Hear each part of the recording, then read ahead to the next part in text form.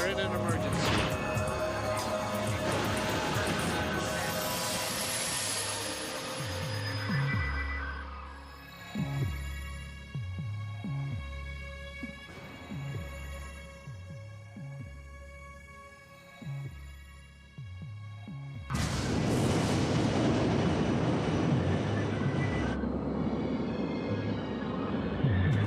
Je ne vois rien du tout! Bon sang, on a dérivé! Non, je ne la vois pas! On est complètement à côté! Le 1er juin 1999, un MD-80 de la compagnie American Airlines, avec 139 passagers à bord, va tenter un atterrissage dans des conditions extrêmement périlleuses, Oh non! en plein milieu d'un orage. L'autre! L'autre! Non! Voici l'histoire du vol American 1420.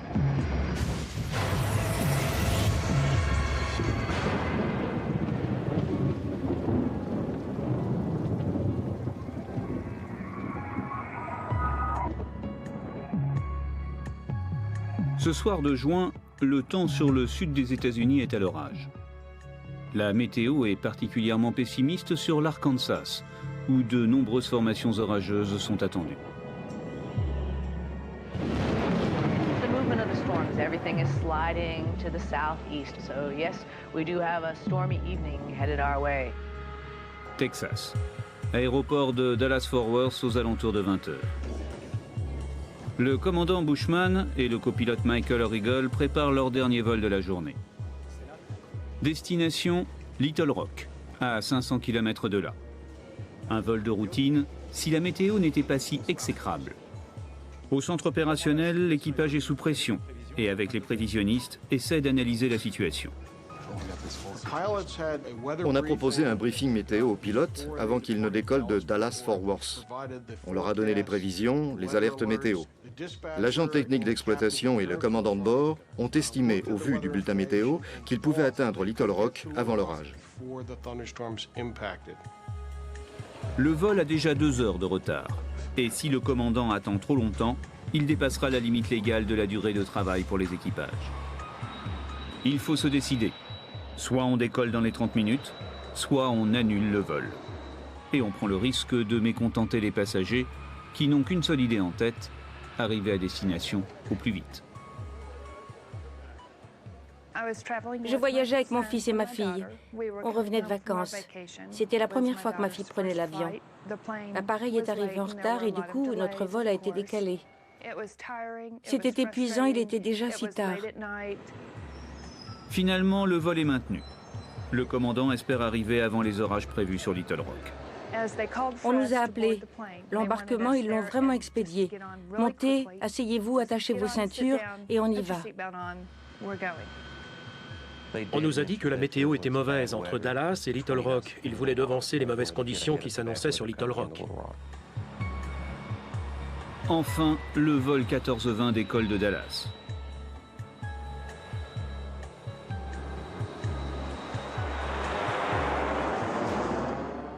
Depuis le dernier point météo, lors de la préparation du vol, la situation à Little Rock s'est encore dégradée. Mais à ce moment-là, l'équipage l'ignore. Il va le découvrir quelques dizaines de minutes plus tard, en approchant de sa destination. Pour l'instant, dans le cockpit, c'est la routine. American 1420, vous voulez toujours descendre? Pour l'instant, ça va. Jusqu'ici, tout va bien, American 1420, on vous tient au courant. Le copilote du vol 1420 était une jeune recrue. Il venait d'achever sa formation et on l'avait associé pour l'un de ses premiers vols avec un commandant de bord chevronné.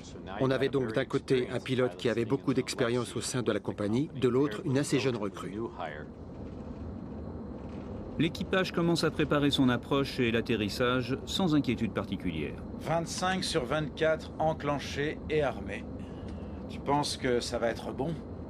Oui, on est presque descendu au poids maximal d'atterrissage. On voit la Lune. Ou un vaisseau spatial. Oh, c'est le vaisseau mère. Les pompes centrales sur arrêt. Ok. Dans la nuit, les pilotes n'ont aucune visibilité sur les nuages. Leur seul moyen de détection, c'est le radar météo qui balaie la zone située devant l'appareil et qui indique en rouge les orages les plus violents. Le voilà, ton gros truc. Oui, t'as raison, on a intérêt à se grouiller.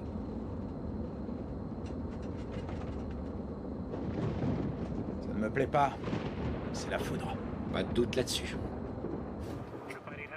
En plus de leur radar météo, l'équipage reçoit également des compléments d'information depuis le centre d'exploitation de la compagnie. Juste là, au radar, on a une grosse ouverture sur Little Rock. Les orages sont à gauche et à droite, mais c'est dégagé sur Little Rock. C'est comme si on faisait l'approche sur une piste de bowling. Les orages se déplacent est-nord-est, en direction de Little Rock. On va devoir faire avec. Tu sais, je crois qu'on ferait bien de se dépêcher.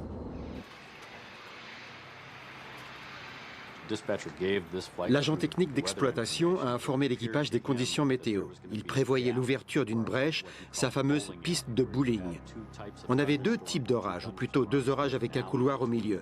Selon lui, si l'équipage se hâtait d'atteindre Little Rock, il parviendrait sans doute à se glisser dans ce passage avant que les deux orages ne se rejoignent.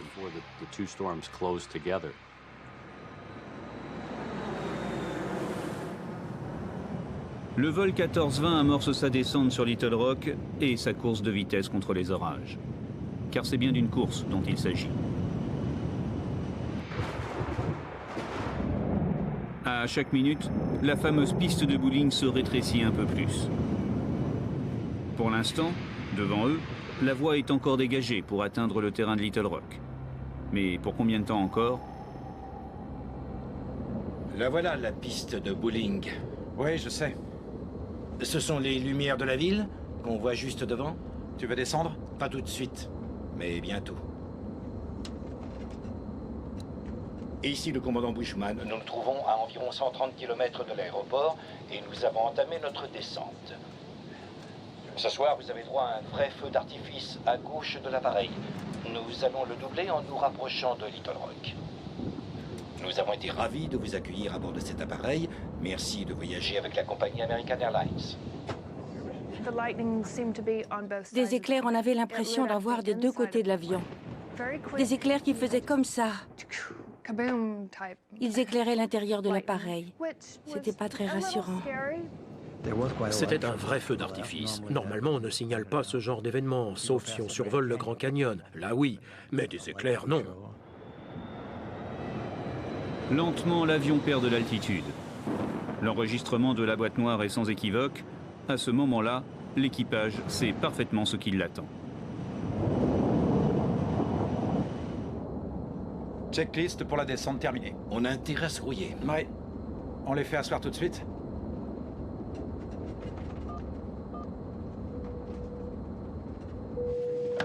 J'écoute. Ça devrait encore pas mal secouer. Alors, si vous voulez bien... Vous voulez qu'on les fasse asseoir? Vous en êtes où, là? Ah. On a presque fini, mais pas tout à fait. Alors, terminez rapidement. D'accord. Je trouvais qu'il y avait plus de turbulences que d'habitude. Je m'en souviens, j'étais épatée par l'hôtesse. Je me demandais comment elle arrivait à porter les plateaux et à servir les boissons sans en mettre partout. Et puis, la situation a encore empiré. 40 degrés de volet, 59 tonnes. 200 pieds. Les pilotes commencent à se préparer pour l'atterrissage. Pour l'instant, il suffit de suivre les procédures habituelles. Frein manuel? En manuel, oui, c'est bon. La seule difficulté consiste à éviter les orages. Mais l'équipage semble parfaitement maîtriser la situation. On a la ville droit devant. Oui. Et il faut passer à travers cette saleté. C'est bon, ça va aller. En fait, les orages sont peu à peu en train de s'intercaler entre l'avion et le terrain. Waouh, on dirait que ça vient par ici. Oui. On a des éclairs droit devant. Ça devrait quand même aller. Tiens, juste là. Oui, on suit la piste de bowling. Comme diraient mes copains, cool Raoul. Cool, super. Tout juste. American 1420 à 11 300 pieds en descente vers 10 000. Ils sont maintenant en contact avec la tour de Little Rock. Et les premières informations météo ne sont guère rassurantes. On a un orage au nord-ouest de l'aéroport, il est en train de traverser la zone. Vent du 280 pour 28 nœuds, rafale à 44. J'aurai un nouveau relevé dans 5 minutes. En clair, les rafales de vent atteignent les 80 km/h. De quoi arracher un toit. En plus, Le vent n'est pas dans l'axe de la piste, mais de travers, ce qui rend l'atterrissage encore plus difficile. Pour chaque avion, il existe d'ailleurs une limite à l'atterrissage par vent de travers. En fonction de la direction précise du vent, les pilotes vont calculer la composante de travers et vérifier qu'ils sont bien dans les limites autorisées. Bien, donc ça donne du 280 à 44. Rafale à 44. Très bien, on est presque à la limite. Oui, mais c'est 40 degrés de travers. Avec l'angle, tu ne dépasses pas la limite, mais c'est tout juste. Sur le MD-80, en fait, la limitation vent de travers à l'atterrissage est de 30 nœuds, mais sur piste sèche.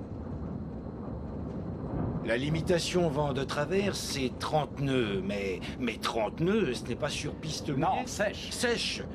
Oui. Et sur piste mouillée, c'est 20. Non, c'est 25. 20 ou 25 nœuds? La question restera en suspens. PNC, préparez-vous à l'atterrissage, s'il vous plaît. L'atterrissage s'annonce difficile. Et maintenant, l'équipage est totalement concentré sur son travail. Il a bien parlé d'un orage au nord-ouest du terrain. Il a dit nord-ouest. Oui. La foudre, il a parlé d'un orage. Le radar de Little Rock n'est pas des plus performants.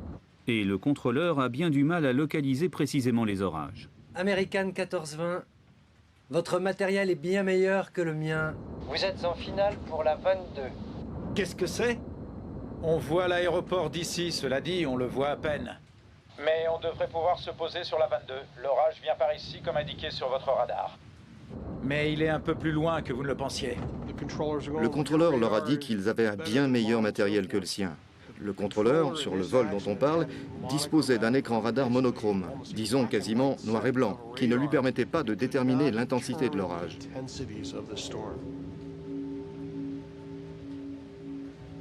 American 1420, est-ce que vous voulez faire une approche visuelle? Oui. Le vol n'est plus qu'à 13 km de la piste. Et les pilotes doivent choisir. Soit faire une approche avec l'aide de l'ILS, le système d'atterrissage aux instruments, soit plus simplement se poser à vue. Mais une approche visuelle paraît ce soir difficile.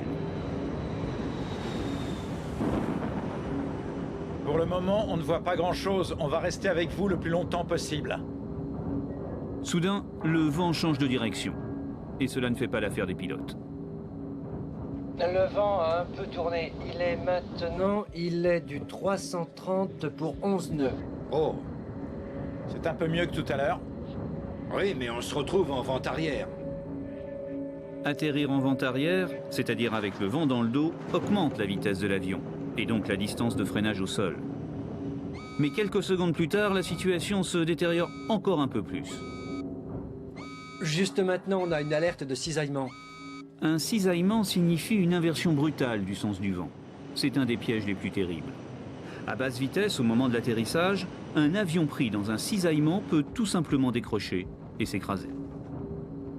Alors, les cisaillements de vent, avant tout, lorsqu'on est près du sol et que tout d'un coup, on a une rafale de vent, eh bien, il est très facile de toucher le sol. L'avion s'incline brutalement, on touche d'une aile ou d'un réacteur, ça arrive, c'est déjà arrivé. Donc, il faut éviter d'y aller au moment où il y a un orage, tout simplement. On ne peut pas se poser sous un orage. Mais pourtant, l'équipage décide de poursuivre l'approche. Le commandant demande juste à changer de piste pour au moins se poser face au vent. On va avoir besoin, mieux vaudrait un vent de face. L'avion va donc prendre la piste dans l'autre sens. Sage décision, mais qui entraîne de nouvelles difficultés. Ok, virage à droite au cap 250, ça nous fait faire un grand détour? Oui, vous êtes trop proche de l'aéroport. Oui, très bien. 250, ça va le faire.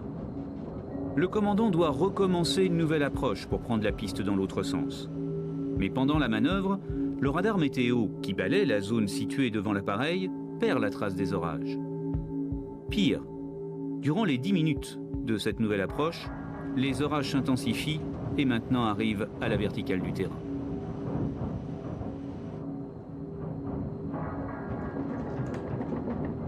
Piste 04 droite, 111.3, 042 je crois. J'ai l'impression qu'on vient de passer au-dessus. Reçu, 1420 autorisé. Nouvelle procédure d'atterrissage, forte turbulence, mauvaise visibilité. La pression sur l'équipage augmente de seconde en seconde. Sur 122.17. En cas de remise de gaz, c'est virage à droite et montée à 4000 pieds. Regarde, tu es à l'aéroport. Non, je n'ai pas l'aéroport. Tu as l'ILS, c'est ce que je veux dire. Oui, j'ai l'ILS. Les pilotes de ligne ont coutume de voler même quand la météo est mauvaise. Seulement quand le temps se gâte, ils se retrouvent tout à coup avec bien plus de boulot sur les bras. Il faut se confronter aux nuages, à la pluie, à la foudre, aux orages, au vent, tous ces phénomènes météo qui vous tombent dessus à mesure qu'on s'approche de la zone aéroportuaire. American 1420, le reste de l'orage nous arrive dessus. Vent du 340 pour 16 nœuds, rafale à 34. Cette fois, il devient urgent d'atterrir ou de se dérouter. Tu préfères une approche courte, tu veux y aller serré? Oui, mais seulement si tu arrives à voir la piste, parce que moi je ne vois pas grand-chose. Oui, elle est juste là. Parfait. Tu la vois? Donne-moi juste la direction pour que je commence à ralentir. Donne-moi 11 degrés de volet. Bon sang, il passe juste à la verticale du terrain. American 1420, vous m'avez appelé? Oui. On voit l'aéroport, mais on passe entre les nuages. Je dirais qu'il est à 3 heures en bas, à environ 6 km. American 1420, c'est correct. Vous préférez le tenter en visuel ou vous y allez à l'ILS? L'approche à vue est la plus rapide, c'est le choix du commandant. Oui, on peut commencer en visuel, si on y arrive. American 1420 autorisé pour approche visuelle, piste 04 droite. Si vous la perdez ou si vous avez besoin d'aide, prévenez-moi. Seule contrainte pour ce type d'approche, ne jamais perdre la piste de vue.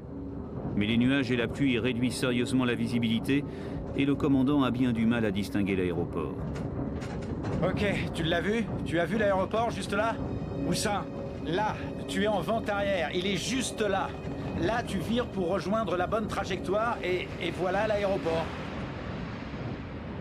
Tu es en base, c'est juste là. Je suis en base, là? Je l'ai perdu. Je ne vois toujours rien. Donne-moi un câble, je ne sais pas.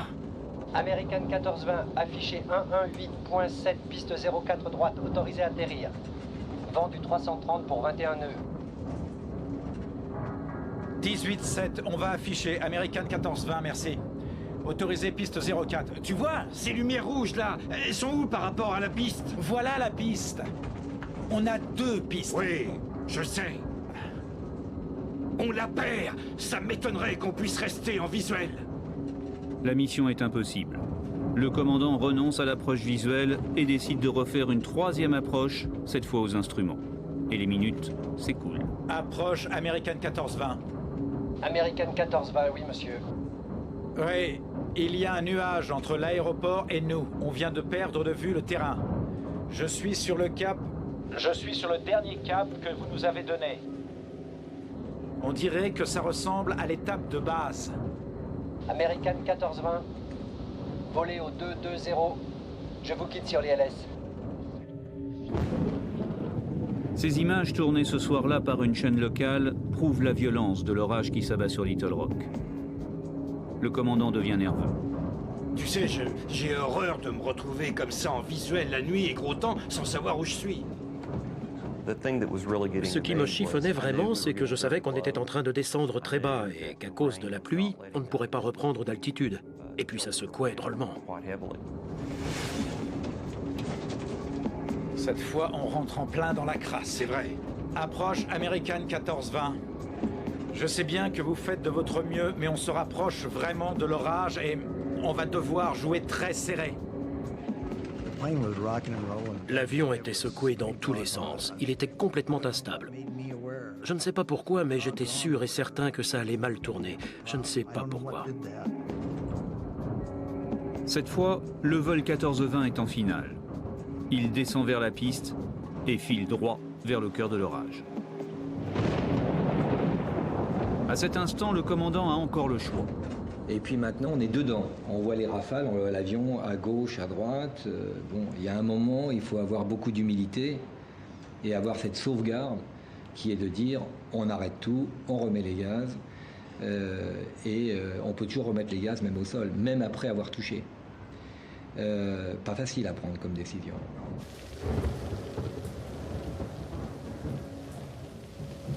À 4 minutes de l'atterrissage, l'avion vole maintenant sous une pluie battante, à travers des nuages qui réduisent dangereusement la visibilité.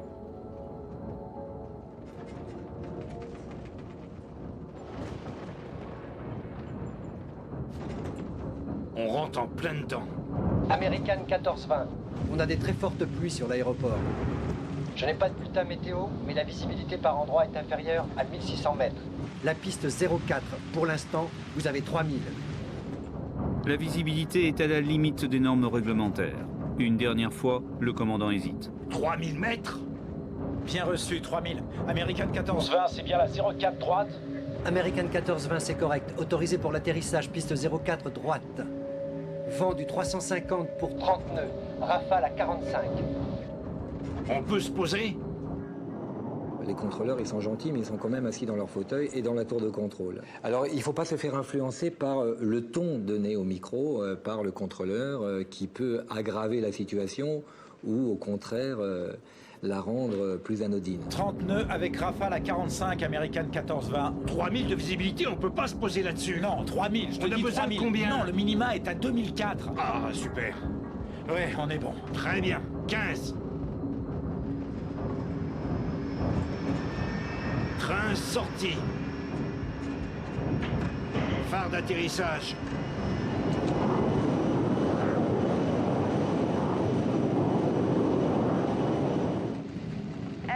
On est descendu dans un nuage très sombre, un nuage noir. On aurait dit que la pluie tombait à l'horizontale. Ça soufflait drôlement, à tel point que l'avion remuait dans tous les sens. Je n'avais jamais vu ça avant. Je me suis raidi à m'en faire mal. Et puis j'ai remis mes chaussures pour me tenir prêt à sortir. Il y avait un truc qui clochait et ça m'angoissait terriblement. Les limitations de vent de travers sont dépassées. Durant quelques secondes encore, l'équipage pourrait renoncer, faire une remise de gaz. Il n'en fera rien, malgré la multiplication des alertes. Alerte de cisaillement au centre du terrain. 350 pour 32 nœuds, rafale à 45. Limite nord, vent du 310 pour 29 nœuds. Limite nord-est, vent du 320 à 32 nœuds. Je n'avais jamais senti de pareille secousse. Pas de doute, les orages étaient tout près. J'ai pensé que si le pilote essayait de se poser malgré des conditions météo pareilles, on allait s'écraser. 28 degrés de volet, on accélère de 20. Mais alors qu'ils sont en courte finale, la visibilité devient de plus en plus mauvaise. American 1420. La visibilité sur la 04 droite est maintenant de 1600 mètres. Bon sang! Dans le poste, la tension est extrême et le stress intense. Je ne vois rien du tout. Tu la vois, toi, la 04? Il faut avoir un minimum de stress pour être en veille permanente, pour réagir d'une façon saine. Et on devient efficace à ce moment-là. Si on n'a pas de stress du tout, on devient dangereux parce qu'on n'a pas la veille suffisante. Mais par contre, si le stress est trop important, là on est derrière la machine et on devient dangereux aussi. Donc il faut rester dans les bonnes limites.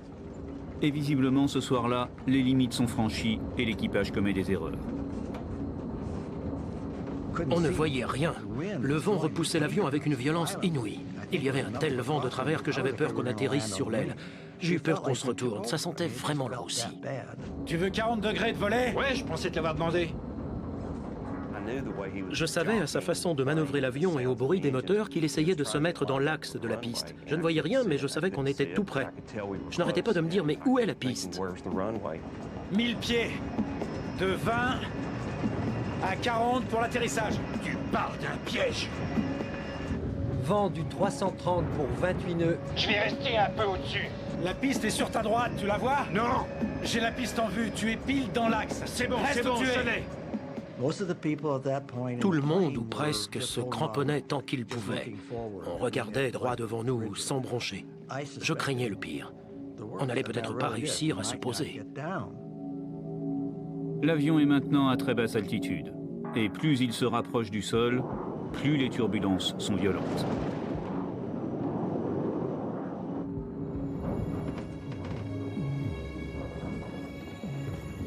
Vent du 330 pour 25 nœuds. 500 pieds. On accélère de 20. Vent du 330 pour 23 nœuds. Bon sang, on dérive. Je ne la vois plus. On est à côté. Je ne vois plus rien. Tu l'as là? Ça y est. 100 pieds. 50 pieds.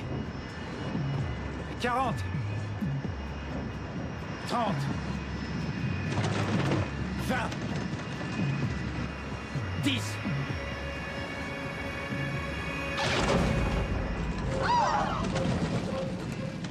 On a touché la piste très durement, sans ralentir. Contact! On glisse! C'est pas vrai! On continuait d'aller très très vite. Je me suis dit, on est tous morts. Les freins!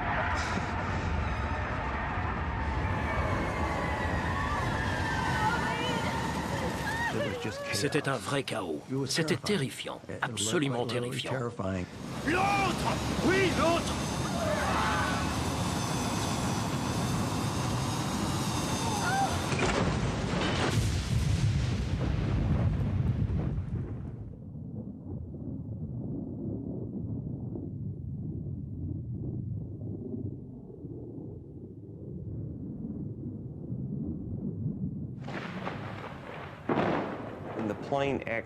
Quand l'avion s'est arrêté, il y a eu un moment de silence complet.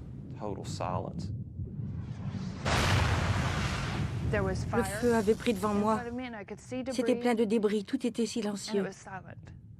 Je me suis dit, mon Dieu, je suis morte.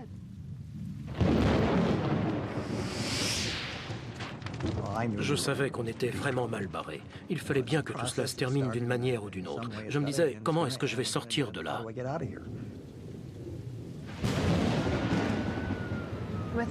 Durant ces minutes, j'ai d'abord entendu un petit cri. Puis le cri s'est amplifié. Il est devenu de plus en plus fort, comme si on criait dans un porte-voix. Tout à coup, ça a fait tilt. C'était ma fille. Là, je me suis dit qu'il fallait absolument sortir de là, qu'il fallait faire quelque chose. Les passagers se ruent dehors avant que le feu ne s'empare de la cabine. J'avais une omoplate brisée. Je m'étais démis l'épaule. J'avais des côtes cassées. Mais je ne sentais rien. Tout ce que je voulais, c'était sortir. Je ne voulais pas mourir là-dedans. J'ai dû sortir de l'avion en une dizaine de secondes. C'était comme pendant la guerre. Go, go, go! J'ai crié, « Allez, on sort de l'avion, on court, il faut sortir de l'avion. »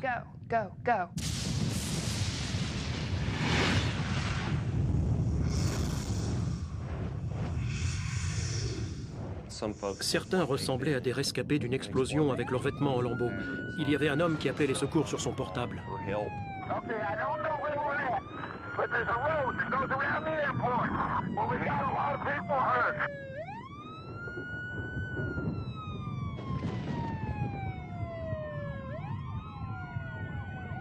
Lancés à plus de 160 km/h sur une piste détrempée, les 65 tonnes de l'avion ont défoncé un terre-plein de 7 mètres de haut, percuté une passerelle métallique, avant de s'échouer sur la rive boueuse de l'Arkansas. Dans l'épave cassée en 3 morceaux, on relève 11 morts, dont le commandant, tué lorsque la passerelle métallique a perforé le poste de pilotage.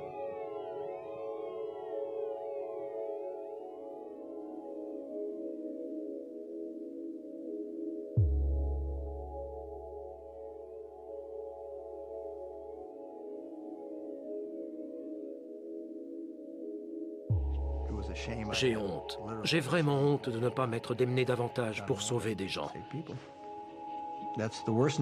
C'est le pire cauchemar que j'ai jamais vécu.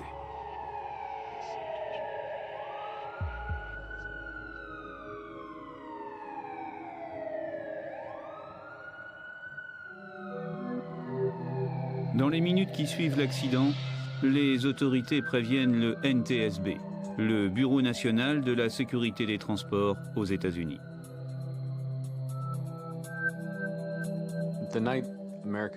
La nuit du crash de l'American 1420, j'ai reçu un coup de téléphone vers 1h du matin.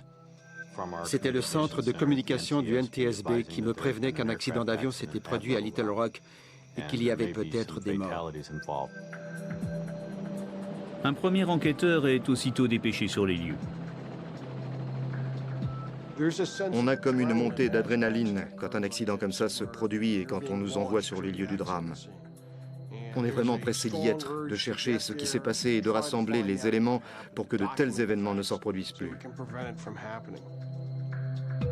Le Bureau de la sécurité des transports installe son quartier général aux abords du site. Et durant 18 mois, ces hommes vont traquer le moindre détail permettant de reconstituer les causes de la catastrophe. En arrivant, on avait déjà notre petite idée. Par contre, on ne savait pas pourquoi ça s'était passé. Pourquoi l'avion avait dépassé la piste? Pourquoi il n'avait pas réussi à s'arrêter? On savait que c'était le choc avec la passerelle qui avait démoli l'appareil, que l'incendie qui s'était déclaré ensuite avait fait plusieurs victimes, mais on n'en savait pas plus. Les enquêteurs refont le chemin à l'envers et analysent la succession des événements depuis l'approche finale jusqu'au départ de Dallas-Fort Worth. La première question est de savoir pourquoi l'avion ne s'est pas arrêté sur la piste. L'examen des traces de pneus est formel. Après l'atterrissage, les pilotes ont perdu le contrôle de l'appareil. Si on considère la largeur de ces traces de pneus, on se rend compte que l'avion ne roulait pas en ligne droite. Il glissait sur le côté. On a cette machine d'une 60aine de tonnes avec une centaine de passagers à son bord en train de glisser de façon incontrôlable au-delà de la piste.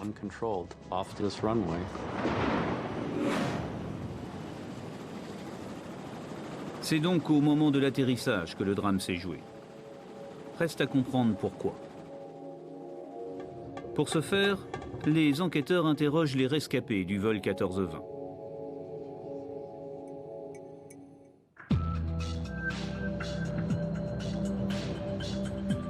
Ils n'auront aucun mal à les retrouver.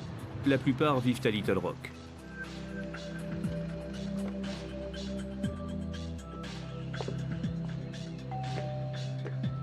Rapidement, au fil des témoignages, ils détectent une anomalie dans la procédure d'atterrissage.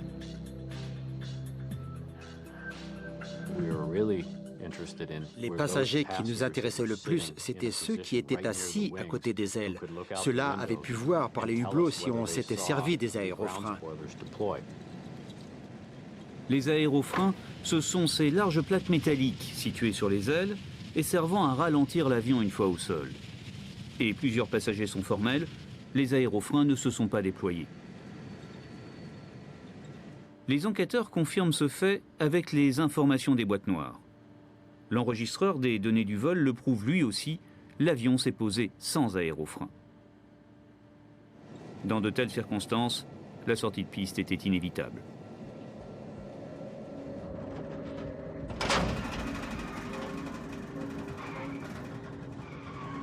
Les freins! On glisse! C'est pas vrai!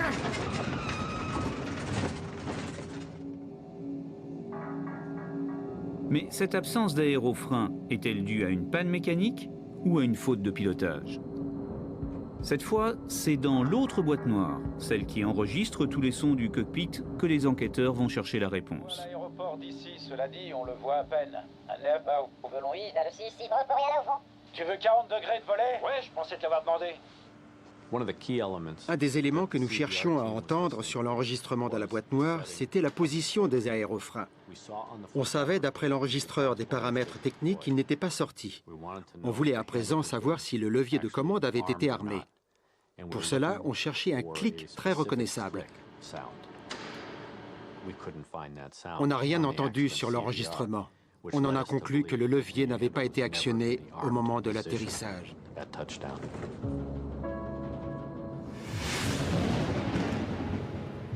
Le commandant a donc purement et simplement oublié d'armer les aérofreins. Une erreur qui lui a probablement coûté la vie, ainsi qu'à 10 de ses passagers. Mais les enquêteurs ne s'arrêtent pas là. Cette erreur est une explication, mais ce n'est pas la seule. Il faut maintenant identifier les autres causes.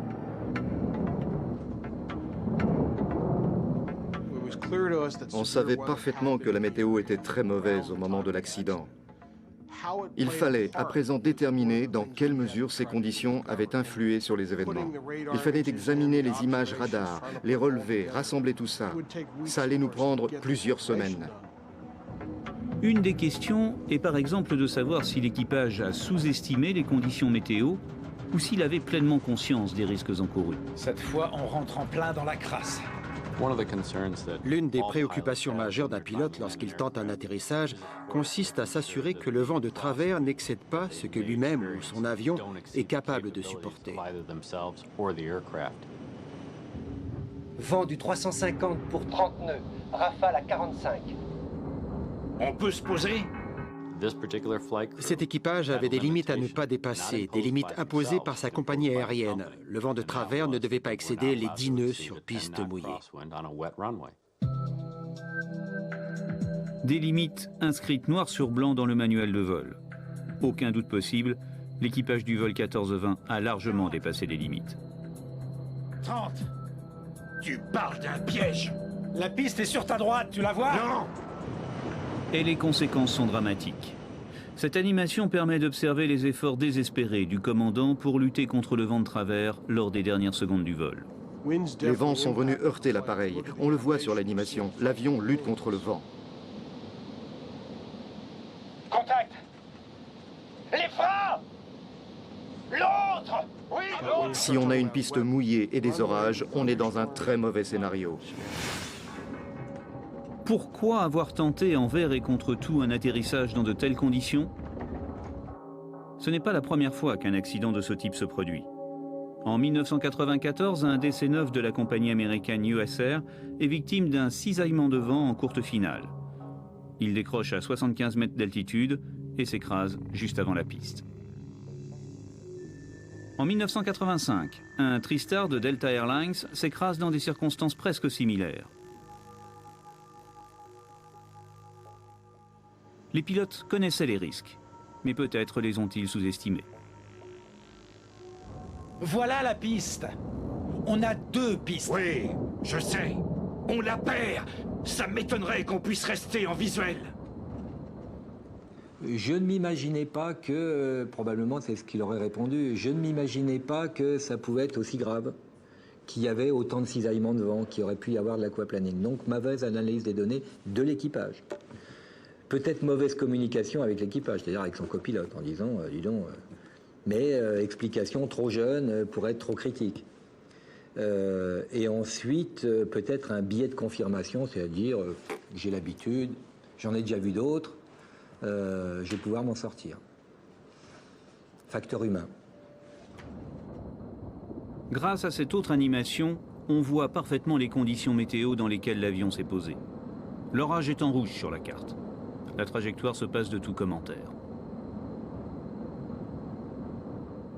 Au vu des informations fournies par le radar météo au sol, l'équipage du vol 1420 a dû observer la majeure partie de l'orage. Sur l'écran, les pilotes ont vu la zone devenir verte, puis jaune, et enfin rouge vif. Je ne vois rien du tout. Tu la vois, toi, la 04? À mesure qu'ils se rapprochaient de Little Rock, ils ont vu se dégrader la situation météo. Sur leur radar de bord, certes, mais aussi en regardant à travers le pare-brise. D'ailleurs, le commandant de bord a prononcé une phrase capitale qui résume tout le vol. J'ai horreur de me retrouver comme ça en visuel la nuit et gros temps sans savoir où je suis. J'ai horreur de me retrouver comme ça en visuel la nuit et gros temps sans savoir où je suis. Cette phrase est capitale. À ce moment-là, ce pilote chevronné avec 10 000 heures de vol à son actif aurait dû interrompre son approche vers Little Rock. Il aurait dû se diriger vers un autre aéroport ou retourner à Dallas. Pourtant même, après avoir tenu de tels propos, il a poursuivi son approche vers un aéroport où un orage se préparait. C'était le désastre assuré. Mais derrière les pilotes, les enquêteurs s'intéressent également à American Airlines, une des 3 plus grandes compagnies américaines. Aux États-Unis, la concurrence est particulièrement redoutable. Et chaque compagnie se bat quotidiennement pour maintenir sa place dans le ciel encombré de l'Amérique du Nord. Alors, la pression commerciale et le souci permanent de rentabilité ont-ils eu une influence dans le drame?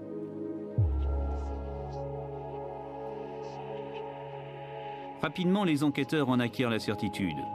Dès la préparation du vol, toutes les conditions étaient réunies pour pousser l'équipage à la faute. Ils ont peut-être confondu vitesse et précipitation. Les pilotes avaient derrière eux 14 heures de travail. Ils avaient eu une longue journée. L'aéroport était tout proche, ils ont voulu tenter le coup.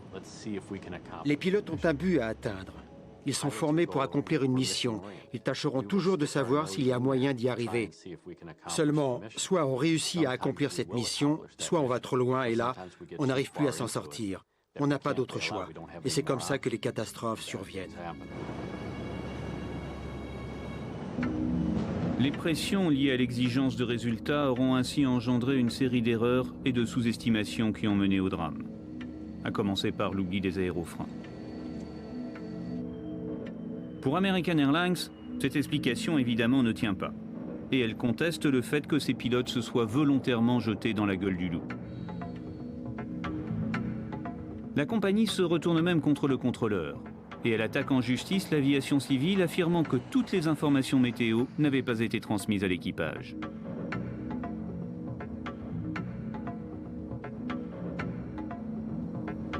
American 1420, votre matériel est bien meilleur que le mien. Vous êtes en finale pour la 22. Mais après avoir entendu le contrôleur de Little Rock, les enquêteurs américains demeurent sceptiques. C'est tout à fait improbable. L'équipage a été pleinement informé des conditions météo et de la gravité de la situation, à la fois pendant le vol et au cours de l'atterrissage à Little Rock. Face à la commission d'enquête, ce sont bel et bien les pilotes et la compagnie qui se retrouvent sur la sellette. Et pour les passagers, il est indispensable d'établir les responsabilités. C'est en partie une question d'argent. On veut qu'ils paient parce que j'ai lu les lettres qu'ils ont envoyées à mon avocat. Ils ont minimisé tout ce qu'on a enduré, les brûlures infligées à ma fille, ses blessures, les conséquences psychologiques pour mon fils de 15 ans, pour ma fille et pour moi. Ils ont essayé de tout minimiser. C'est pour ça qu'on veut leur en faire voir. Comme de nombreux rescapés, René Salzman assiste aux audiences publiques organisées 8 mois après le drame, notamment à celle du copilote, le seul survivant du cockpit après le décès du commandant. Quand on s'est retrouvé en bout de piste, j'ai vu le balisage arriver sur nous et j'ai compris qu'on allait sortir. Je ne voyais rien de ce qu'il y avait devant nous. Je me suis dit que le train d'atterrissage allait lâcher et qu'on allait continuer à glisser comme ça et qu'on s'en tirerait. Mais c'est là que j'ai senti le choc. Vous pensez bien que j'ai suivi les débats de très près. Je voulais savoir ce qui s'était passé. J'ai assisté à toutes les audiences organisées par le Bureau national de la sécurité des transports. Ça m'a rendue folle. J'estime qu'ils ne lui ont pas posé les bonnes questions. Moi, j'aurais voulu lui demander, mais à quoi est-ce que vous pensiez? Pourquoi est-ce que vous avez joué avec nos vies? Le témoignage du copilote est discutable. Il affirme avoir demandé au commandant de bord d'interrompre l'approche et de procéder à une remise de gaz. Qui peut demander d'interrompre l'approche? N'importe quel pilote. Avez-vous demandé une remise de gaz? Oui, monsieur. Si on écoute l'enregistrement audio, on entend parfaitement le mot « remise » et le mot « gaz ». On a dû parler en même temps, puis je l'ai regardé et il s'est remis dans l'axe pour l'atterrissage. Mais les enquêteurs, eux, n'entendront jamais ces mots sur l'enregistrement audio. Bon sang, on dérive, je ne la vois plus. On est à côté. Il s'en est tenu à ces déclarations, mais nous, on n'a jamais rien pu prouver. Ça a fait naître une controverse, parce qu'on ne savait pas si ça s'était passé comme ça ou pas. L'audition du copilote fait naître aussi quelques doutes sur la précision des consignes données aux équipages d'American Airlines en cas d'orage. Cette fois, c'est le représentant de la compagnie qui est interrogé. Quand on lui a posé la question, il nous a répondu que ces pilotes n'étaient pas autorisés à voler par ce type de temps. Nos pilotes ne sont pas autorisés à atterrir ou à décoller lorsque la zone terminale est prise dans les orages. Une règle qui manque quelque peu de précision. C'est très subjectif du point de vue du pilote. Il faut imposer des limites aux pilotes. Quand on a affaire à des phénomènes de convection, quand on a une activité orageuse, disons à moins de 9 km de l'aéroport, quand on observe des éclairs, des vents cisaillants, il ne faut pas s'y risquer. Le Bureau de la sécurité des transports découvre aussi que, toute compagnie confondue, l'atterrissage par temps d'orage n'a rien d'exceptionnel. Au cours des audiences, les enquêteurs présentent une étude réalisée par le prestigieux Institut de technologie du Massachusetts à Boston. Et le résultat est affligeant. Sur cette animation, les vols en phase d'atterrissage sont superposés avec les zones orageuses en jaune et en orange pour les plus violentes. Sur l'ensemble des États-Unis, les chercheurs ont étudié 2000 cas où des avions se dirigeaient vers une zone orageuse. Résultat, 2 fois sur 3, l'équipage ne s'est pas dérouté et s'est posé. J'ai été très surpris par le témoignage au cours de l'audience publique. Ils volent sur les meilleurs appareils. Ils ont reçu la meilleure formation possible. On leur fournit tous les renseignements dont ils ont besoin. Et pourtant, ils continuent de prendre des décisions dangereuses. J'ai été très surpris qu'ils aient essayé de se poser. Les pilotes savent que lorsqu'on file droit sur un orage, on n'est pas certain d'en sortir, en tout cas, pas forcément sain et sauf.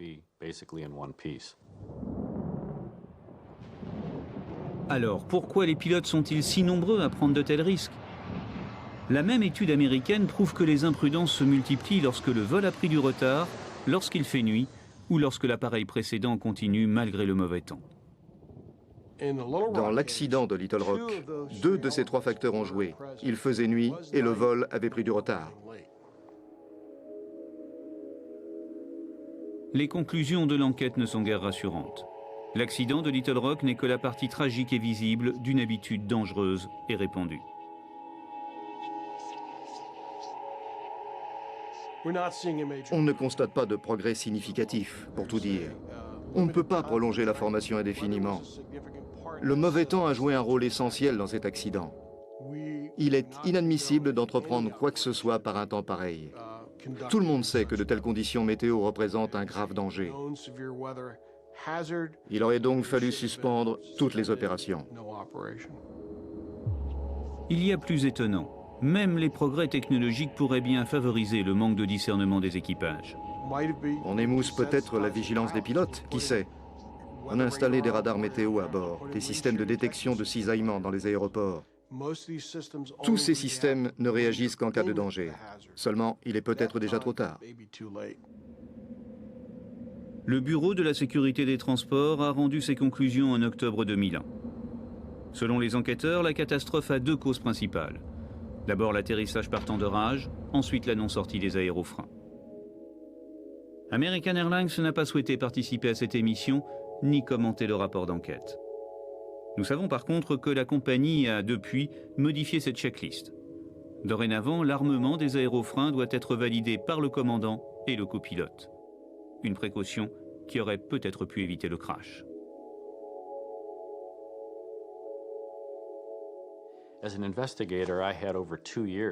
Au cours de mon enquête, j'ai disposé de plus de 2 ans pour déterminer ce que le commandant de bord avait tenté de faire. Mais ce commandant, lui, n'a eu que quelques secondes pour prendre ses décisions en fonction des informations qu'on lui transmettait.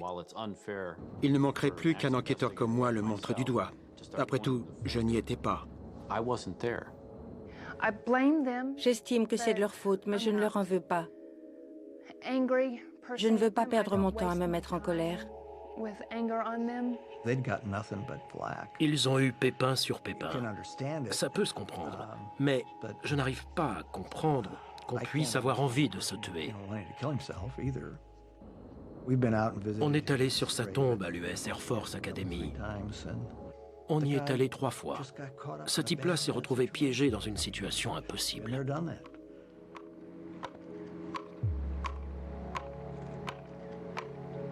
Un an après le drame, les rescapés du vol 1420 se sont retrouvés sur les lieux de l'accident pour saluer la mémoire des disparus.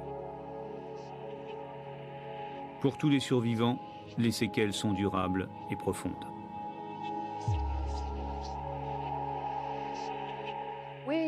Toute notre famille a dépensé du temps et d'énergie pour s'en sortir. On a beaucoup parlé.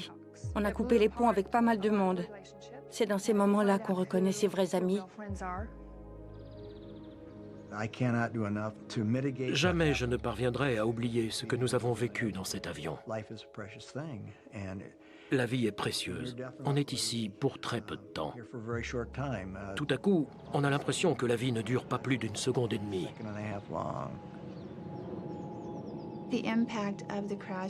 Le choc au moment du crash, ça, j'essaie de le refouler parce que ça me secoue encore. On me demande si je vais bien. Non, je ne vais pas bien. Non, on n'ira plus jamais bien. Qu'est-ce que ça veut dire, aller bien? On a changé. Il faut qu'on s'y fasse. Nous devrons vivre avec. Le lendemain de l'accident, Adam et moi, on était à l'hôpital avec Samantha. Adam et moi, on s'est levés pour regarder par la fenêtre. On n'arrivait pas à réaliser que la vie continuait comme avant. On n'en revenait pas. Il y avait des voitures, il y avait du soleil. La vie suivait son cours. Mais pour nous, la vie s'était arrêtée.